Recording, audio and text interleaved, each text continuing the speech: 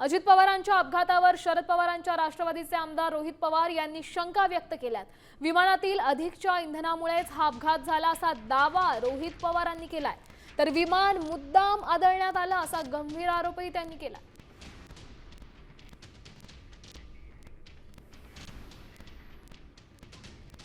स्फोट का झाला त्याचं मुख्य कारण जी शंका आम्ही घेतली होती ती नक्कीच कुठं ना कुठंतरी खरी ठरत आहे की नक्कीच त्या विमानामध्ये फ्यूल टँक अधिकचे होते। आणि जे मी पायलटच्या बाबतीत बोललो होतो की मुद्दामूनच कदाचित त्याचा वापर करून पायलटचा वापर करून हा घातपात झाला असावा आणि त्या घातपातामध्ये फ्यूल जास्त असलं की मोठा स्फोट होईल हे कुठेतरी शंका लोकांच्या मनामध्ये आमच्या मनामध्ये ती कुठेतरी खरी ठरताना आपण सर्वजण बघू शकतो। हा तसा या ईमेल प्रमाणे फ्लाइट प्लॅन आहे, डीजीसीएचं नॉर्म आहे। एक तर तुम्ही उडायला नव्हतं पाहिजे हा आमचा मुद्दा आहे आणि उडला तरी लँड करण्याचा प्रयत्न तिथे केला नाही पाहिजे, तुम्हाला परत मुंबईला यावं लागलं असतं।